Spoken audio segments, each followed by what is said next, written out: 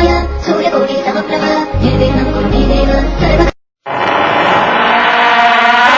जब रात होती है तो हम एक दिया जला लेते हैं और उसकी रोशनी में खुद को महफूज समझते हैं, मगर उस रोशनी के परे जो अंधेरा है वो अपने अंदर बहुत सारी कहानियां समेटे हुए है और इन्हीं कहानियों को आप तक लेकर आता है। रात के अंधेरे में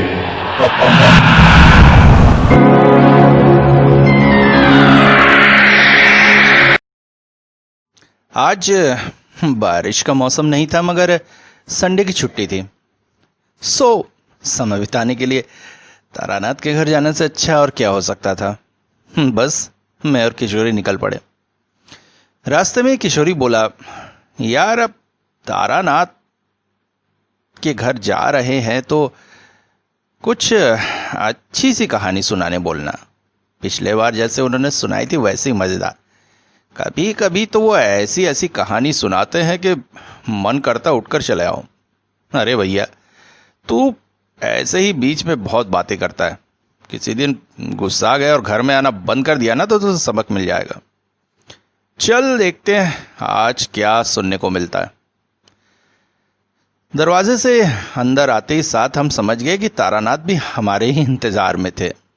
कहानियां सुनाना तो जैसे उनका शौक है और हम दोनों आ जाएं तो उनका ये शौक पूरा हो जाता है। बोल पड़े, आओ आओ, मैं पिछले दिनों की कुछ तस्वीरें देख रहा था। अचानक एक तस्वीर देखकर बहुत पुरानी बात याद आ गई। चारी को बैठाकर सुना ही रहा था। तुम लोग भी आ गए हो तो आज सुन ही लो। हो तो मतलब माहौल आज पहले से गर्म है, क्यों चारी? चारी मुस्कुराकर अंदर की तरफ चले गए। हम समझ गए बेचारी को छुट्टी मिली। अब ये मेरी कोई कहानी नहीं है, ये एक घटना है हमारे गांव के एक वैद्य की। अब मैं जब 16-17 साल का था उस समय की बात है। हमारे गांव में उत्तर प्रदेश से एक वैद्य आकर रहने लगा था। हालांकि लगता तो बड़बोला था, क्योंकि जब भी देखो जल्दी में रहता था अपनी झोली उठाए। पूछो तो बोलता है, जा रहा हूँ पास के गांव में। अरे मेरे को छुट्टी कहाँ, मेरा जो नाम है लोग बुला बुला कर ले जाते हैं।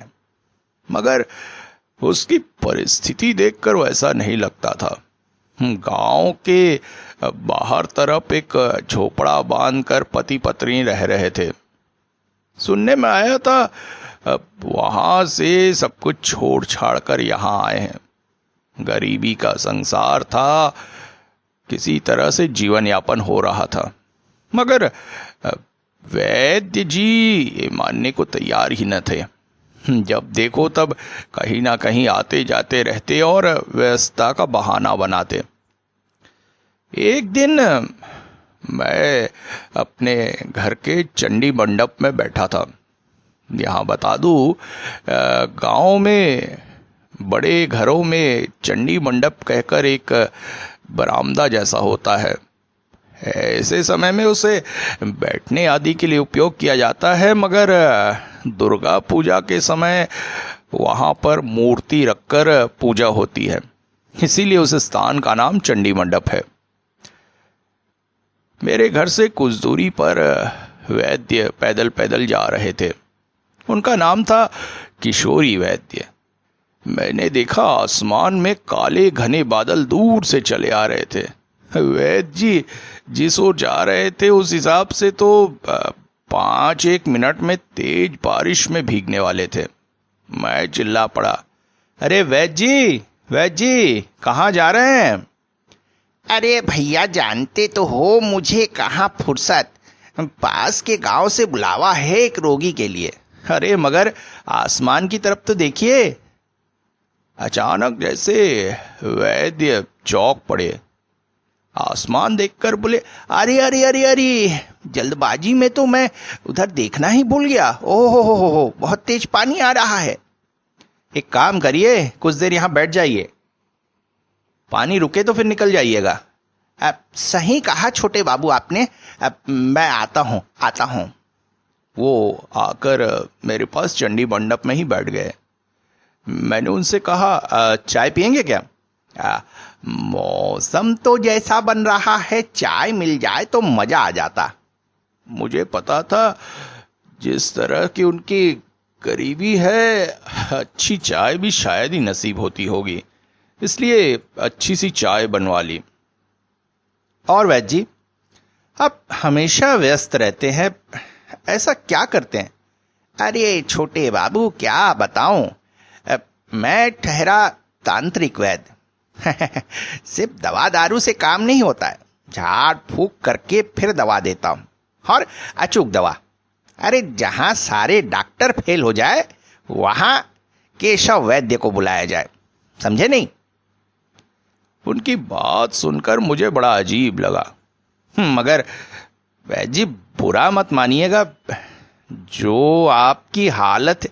अरे छोटे बाबू, यही तो परेशानी है, जो मन से कुछ दे दे वही मुझे ग्रहण करना है। अपनी वैद्य विद्या की मैं पैसे नहीं ले सकता, क्योंकि तंत्र मत से बनी ये वैद्य विद्या अगर पैसों के लिए उपयोग की तो सारा ज्ञान चला जाएगा, समझे नहीं? उनकी बात सुनकर मुझे बड़ा अजीब लगा। मगर इस तरह की विद्या का क्या उपयोग जिसमें कमाई ना हो? बाप दादाओं की विद्या है, छोड़ भी नहीं सकता। छोड़ूंगा तो मैं खुद ही पागल हो जाऊंगा। ऐसा वरदान और अभिशाप है इस विद्या में, समझे नहीं? उनकी बात सुनकर मुझे बड़ा आश्चर्य हुआ।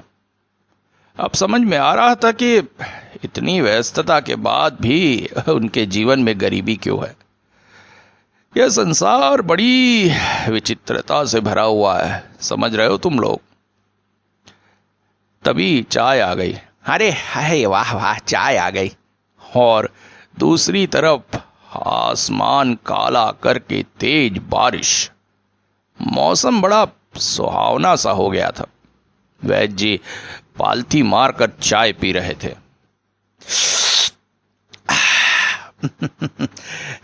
समझे छोटे बाबू, अपनी इस वैद्य विद्या से मैंने बहुत बड़े बड़े रोगी ठीक किए। अरे रोगी क्या, कई बार तो आत्माओं से भी सामना हो गया। आत्माओं ने कहा रोगी को ठीक नहीं होने देंगे, मगर मैं डटा रहा। मुझे अपने इस तंत्र वैद्य पर पूरा भरोसा था। मंत्र की सहायता से दवाइयां और जड़ी बूटियां पीस कर रोगी को पिलाता। कैसे उसकी प्राण नहीं बचेंगे? न जाने कितने ऐसी घटनाएं भरी पड़ी हैं। तो सुनाइए ना एक आध। वैसे भी अभी मौसम आपको जाने तो देगा नहीं। कह रहे हो छोटे बाबू? चलो एक घटना सुनाता हूं। अब हमारे उत्तर प्रदेश के गांव की घटना है। उन दिनों मैं जवानी की शुरुआत में ही था। बाप दादाओं से सीखी विद्या का उपयोग कर रहा था। हाथ में हुनर की वजह से धीरे धीरे बहुत से रोगी ठीक हो रहे थे, प्रसिद्धि भी मिल रही थी। फिर एक दिन बुलावा आया गांव के जमींदार के घर से। आहा, आलीशान घर। आते जाते कई बार उस घर की तरफ नजर डालता था, मगर कभी सोचा न था कि उसके अंदर जा सकूंगा। जमींदार का इकलौता बेटा टाइफाइड का शिकार था। डॉक्टरों ने हाथ उठा लिया था, और उस समय टाइफाइड की ऐसी दवा भी न थी। सो मरता क्या ना करता, मुझे बुलाया गया। रोगी का नाड़ी परीक्षण करके मैंने समझा परिस्थिति तो गंभीर है, मगर केशव वैद्य की दवाओं के आगे परिस्थितियों का क्या लेना। कुछ जड़ी बूटी पीस कर मंत्र उपचारित करके रोगी को खिलाया। अब सवेरे गया था, शाम तक रोगी के काफी सुधार दिखने लगा। जमींदार के घर में तो जैसे खुशी की लहर दौड़ गई। रात को अच्छा खासा खाना पीना हुआ। यहां बता दूं, जमींदार का घर काफी बड़ा सा था। बाहर एक बड़ा सा दरवाजा था, उसके बाद बड़ा सा आंगन। आंगन के किनारों पर बहुत सारे कमरे थे।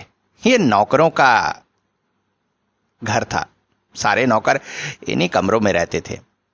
उसके बाद एक बड़ा सा फव्वारा और एक बड़ा सा बरामदा, जो बैठक घर के रूप में उपयोग होता था। यहां कोई दरवाजा नहीं था, खुला सा था। उसके बाद अंदर महल। मेरे सोने की व्यवस्था इसी बैठक घर में की गई थी। यहां से रोगी के कमरे में आने जाने में मुझे सुविधा होती। अंदर महल से मेरा कोई संपर्क न होता, इसीलिए ये जगह मुझे उपयुक्त लगी। खुली खुली सी जगह थी। आसपास के पेड़ों से ठंडी हवा भी आ रही थी। नरम मुलायम बिस्तर, महंगे नेट का मच्छरदानी, मुझे बड़ा आराम लगा। हाथ मुंह धोकर जब बिस्तर पर आया तो पास में एक गिलास में केसर मिला दूध, एक गिलास में पानी, पान, लगभग ऐशो आराम की सभी चीजें थी। रोगी स्वस्थ हो रहा था, मुझे आराम था, इसलिए आराम से बिस्तर में सो गया। अब रात की नींद टूटी। करीब 1 बज रहे होंगे। आंख खुली तो मैंने देखा एक महिला बाहर का दरवाजा खोलकर अंदर आई और बरामदे से होते हुए रोगी के कमरे में चली गई। अब संभ्रांत परिवार की महिला लग रही थी। संभ्रांत परिवार की? आपने कैसे जाना? अरे, बड़े अच्छे ढंग के कपड़े पहनी हुई थी, हाथों में सुंदर गहने थे, चेहरा भी घूंघट से ढका हुआ था। अब बेधड़क दरवाजा खोलकर अंदर आई, आंगन से होते हुए, बरामदे से होते हुए रोगी के कमरे में चली गई। मगर रात के 1 बजे बाहर से किसी महिला का प्रवेश? अब बाहर आसपास घर होंगे? नहीं नहीं नहीं, जमींदार के घर के बाहर से थोड़ी दूरी से बड़ा सा मैदान था। उस मैदान के बाद काली नदी बहती थी, जो बरसात के अलावा सभी मौसमों में सूखी रहती थी। उसे पैदल ही पार कर सकते थे। और उसके बाद दूसरा गांव था। सो महिला आई कहां से, इस बात में मुझे थोड़ा सा आश्चर्य लगा। अब कुछ समय बाद उसी तरह से वो बाहर भी चली गई। मगर रात के 1:30 बजे एक महिला अकेले इस तरह से आ जा रही है, बिना भय के, कुछ अजीब सा लगा। अब सोने की कोशिश की। सुबह के 4 बजे होंगे। नौकर ने आकर तुरंत ही उठाया। अब बाबू जल्दी उठिए, अब छोटे बाबू की तबीयत बहुत खराब हो रही है। आश्चर्य, दवा पड़ने से काफी सुधार था, रात भर ठीक ठाक था, मगर अचानक ये क्या हो गया? मैं तुरंत ही अपनी पोटली लेकर उसके पास चला गया। जड़ी बूटियां पीस कर काफी मशक्कत करके उसे खिलाता रहा। सुबह 10-1 बजे तक स्वास्थ्य काफी ठीक हो गया और कल की अपेक्षा आज और सुधार था। जमींदार साहब तो खुश हो गए। खान पान की ऐसी व्यवस्था की कि मैं तो खुशी हो गया था। मछली, मांस, खीर, मिठाई, क्या क्या नहीं।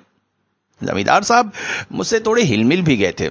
हम दोनों ने कुछ समय तक बैठकर शतरंज भी खेली थी, क्योंकि रोगी के सुधार को देखते हुए मुझे ज्यादा काम तो था नहीं। रात में ठीक सोने के लिए गया। अचानक नींद खुली। आज पूर्णमासी की रात थी। चांद की दुग्ध रोशनी में रात को फिर दरवाजा खुला और वही स्त्री बरामदे से होते हुए जाने लगी। आज उसका प्रतिरूप अच्छे से देखने मिला। क्या बताऊं छोटे बाबू, इतनी गोरी थी जैसे जैसे दूध की बनी हो। आपने कैसे देखा? अरे उसके हाथों को मैंने देखा, पैरों की तलवों को देखा। समझ में आ रहा था कोई बहुत ही अपूर्व सुंदर स्त्री होगी। ठीक रोगी के कमरे में चली गई और कुछ समय बाद ऐसी ही वापस। सुबह 4 बजे फिर नौकर दौड़ आया, कहा बाबू की तबीयत खराब हो रही है। मेरे लिए तो अब ये आश्चर्यजनक घटना थी। दिन भर जो बालक ठीक रहता वो अचानक सवेरे कैसे बीमार हो जाता। जूझ कर दवा ववा देकर उसे फिर से सामान्य किया, मगर रात में जो कुछ हो रहा था वो मेरे लिए एक प्रश्न बन गया था। अब की रात में जानबूझकर नहीं सोया। रात के ठीक वो स्त्री आई, कमरे तक गई, मगर कुछ ही देर में बाहर आ गई और मेरे बिस्तर से ठीक थोड़ी दूरी पर आकर खड़ी हो गई। उसके चेहरे से घूंघट हटा हुआ था। लालटेन की रोशनी, उस समय गांव में लालटेन यूज होता था और चूंकि रोगी के कभी भी बुलावा आ सकता है, इसलिए मेरे पास का लालटेन रात भर जलता था। लालटेन की रोशनी में मैंने देखा स्त्री बहुत ही सुंदर थी। अचानक वो मुझसे बोल पड़ी, वैद्य जी, वो बालक बचेगा नहीं। आप व्यर्थ में क्यों प्रयास कर रहे हैं? आप यहाँ से चले जाइए। मैं चौंक पड़ा। मैंने कहा, माँ मेरा तो काम ही है ये। तुम लोगों को थोड़ा अजीब लगेगा, मगर पुराने जमाने के लोग स्त्रियों को अधिकतर मां कहकर संबोधन करते थे। वो फिर बोल पड़ी, नहीं, उस बालक की आयु समाप्त हो चुकी है। मैं उसे अपने साथ ले जाऊंगी। हर रात आकर मैं उसका स्वास्थ्य खराब करती हूँ और तुम उसे बचा लेते हो। चलो तो तुम यहाँ से जाओ। तुम यहाँ रहोगे तो मेरा काम नहीं हो पाएगा। सुनकर मैं आश्चर्यचकित था। मैंने कहा, मां मगर मेरा तो काम ही यही है। आप कौन है? वो बोल पड़ी, मैं उसकी माँ हूँ। मेरी मृत्यु के पश्चात उसके पिता ने दूसरा विवाह कर लिया। उसकी सौतेली माँ उसे बहुत तकलीफ देती है। वो हमेशा रोता था, इसीलिए उसे मैं अपने साथ ले जाना चाहती हूँ। मेरा बच्चा मेरे पास ही रहेगा, सौतेली माँ के तकलीफों से दूर। मैं चौंक पड़ा। मैंने कहा, माँ मगर जमींदार साहब की तो सोचिए, वो उसे बहुत प्यार करते हैं। उसका स्वास्थ्य ठीक हुआ तो अत्यंत खुश हो गए थे। वो तो टूट जाएंगे। तो क्या हुआ? उनकी दूसरी पत्नी जो संतान होंगे उनके साथ खुश रहेंगे। मेरा बच्चा मुझे अपने पास चाहिए। मैंने फिर उन्हें समझाया, मगर आश्चर्य की बात ये थी कि वो स्पष्ट मेरे साथ बातें कर रही थी, मगर मैं जिससे बात कर रहा था वो एक जीवित शरीर नहीं था। ये तो समझ ही गए होगे ना छोटे बाबू? हाँ, वो तो समझ में आ ही रहा है। मैं बोल पड़ा, माँ मैं जमींदार साहब से बात करता हूँ। वो अपनी पत्नी को समझाएंगे और बालक की स्थिति सुधारेंगे। माँ, इस तरह से किसी जीवित मनुष्य को मेरा वैद्य धर्म छोड़ने नहीं देगा। मैं कोशिश करता हूं कल ही उनसे बात करके। अगर तब भी परिस्थितियां न सुधरी तो मेरी बातों को जैसे वो समझ चुकी थी। ठीक है, देखो, नहीं तो फिर तुम्हें यहाँ से जाना पड़ेगा। कहकर वो सीधे दरवाजे से बाहर चली गई। सवेरे फिर बालक की तबीयत खराब हुई। फिर मैं जूझ कर उसे दवा देकर स्वास्थ्य में सुधार लाया, मगर अब जमींदार साहब को एक कोने में ले जाकर बोला, जमींदार साहब, इस बालक की सौतेली माँ इसे बहुत कष्ट देती है। मुझे कल इसकी माँ ने आकर बताया था। सुनकर वो क्या बोले? अरे बोलेंगे क्या, वो तो बिल्कुल रोना शुरू कर दिए। उन्होंने माना कि उसकी सौतेली माँ उसे बहुत कष्ट दे रही है और एक बार तो उन्होंने भी उसकी माँ की आत्मा को कमरे में आते हुए देखा था। मैंने उसे समझाया तो उन्होंने कहा, ठीक है, आप मेरे बच्चे को किसी तरह से स्वस्थ कर दीजिए, मैं उसे उसके मामा के यहाँ भेज दूंगा, वही रहकर पढ़ेगा लिखेगा और उसकी सौतेली माँ से दूर। नहीं तो ठीक है, मैं अपनी पत्नी को शासन करने की कोशिश करूंगा कि वो मेरे बच्चे को तकलीफ न दे, मगर मृत्यु नहीं, मेरे बेटे को कुछ नहीं होना चाहिए। मैंने जूझ कर उस बालक का इलाज किया। आश्चर्य था कि उस दिन के बाद से रात में वो स्त्री नहीं आती थी। धीरे धीरे बालक स्वस्थ होने लगा। इसके बाद मेरा काम तो खत्म हो गया। वहां से मैं चला आया। बाद में पता चला बालक को उसके मामा के घर भेज दिया गया था, जहां काफी अच्छे से उसने पढ़ाई लिखाई की। तो छोटे बाबू, इसी तरह की न जाने कितनी सारी घटनाएं मेरे जीवन में भरी हुई हैं। बाहर बारिश अब बंद होने की कगार पे थी। केशव वैद्य बोल पड़े, चलो छोटे बाबू, निकलता हूं, बहुत सारे रोगी देखने जाना है। समझ ही रहे हो। मगर आप सब कुछ छोड़कर यहां क्यों चले आए? वो एक लंबी कहानी है छोटे बाबू। एक तांत्रिक से मनमुटाव हो जाने की वजह से मुझे सब कुछ छोड़कर यहां आना पड़ा। किसी दिन बैठेंगे तो बताऊंगा सब कुछ। तारानाथ बोलना बंद कर चुके थे। हमें समझ में आ गया कि अगली बार जब हम यहाँ आएंगे तो हमें केशव वैद्य की तांत्रिक से हुई लड़ाई और उस जगह को छोड़ के आने का पूरी कहानी सुनाई जाएगी। मगर अभी प्रस्थान का समय था। मैंने किशोरी को इशारा किया और हम दोनों घर की तरफ चल पड़े।